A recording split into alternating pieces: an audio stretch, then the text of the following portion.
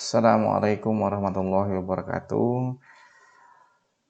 Pada video kali ini kita mau membaca buku ya, yaitu membaca buku dari terbitan Darul Haq ya, yaitu judulnya Fatwa-Fatwa Terkini, ya, yaitu fatwa-fatwa dari Syekh Abdul Aziz bin Abdullah bin Baz, kemudian Syekh Muhammad bin Shalih Al-Utsaimin, kemudian Syekh Abdullah bin Abdurrahman Al-Jibrin, kemudian Syekh Salih bin Fauzan Al-Fauzan, kemudian fatwa-fatwa dari Lajnah Daimah di Saudi Arabia.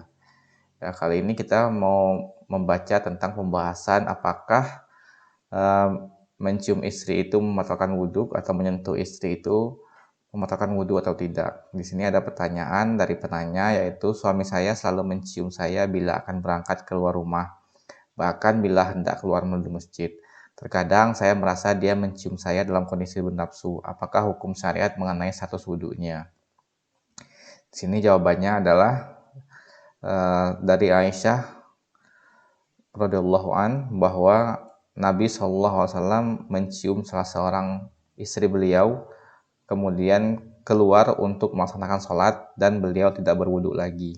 Di sini hadis ini adalah sebuah hadis ya dari Sunan Abu Daud, kitab Taharah, dan juga diriwayatkan oleh dalam Sunan At-Tirmizi dalam kitab At-Taharah, kemudian dalam Sunan An-Nasa'i dan juga Sunan Ibnu Majah ya, semuanya dalam kitab At-Taharah. Kemudian penjelasannya, hadis ini menjelaskan hukum tentang menyentuh wanita dan menciumnya bagi suami. Apakah membatalkan wudhu atau tidak? Para ulama rahimahullah berbeda pendapat ya mengenai hal tersebut. Pendapat yang pertama yaitu ada pendapat yang mengatakan bahwa menyentuh wanita membatalkan wudhu dalam kondisi apapun. Kemudian pendapat yang kedua, ada pula pendapat yang mengatakan bahwa menyentuh wanita dengan syahwat membatalkan wudhu, dan jika tidak maka tidak membatalkan wudhu ya. Kemudian pendapat berikutnya yaitu ada pula pendapat lain yang mengatakan bahwa hal itu tidak membatalkan wudhu secara mutlak sama sekali, dan inilah pendapat yang rajih atau kuat.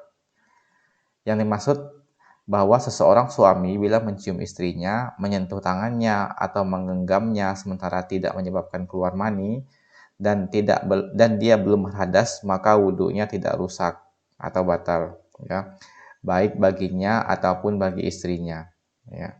Hal ini dikarenakan hukum asalnya adalah wudhu tetap berlaku seperti sedia kala hingga didapati dalil yang menyatakan bahwa wudhu tersebut sudah batal, padahal tidak terdapat dalil baik dalam kitabullah maupun sunnah Rasulullah SAW yang menyatakan bahwa menyentuh wanita membatalkan wudhu.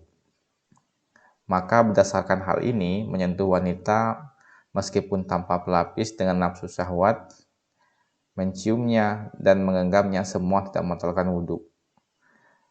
Wallahu a'lam. Kumpulan-kumpulan fatwa seputar wanita dari Syekh Utsaimin halaman 20 ya. Baiklah, terima kasih teman-teman. Begitu saja. Wassalamualaikum warahmatullahi wabarakatuh.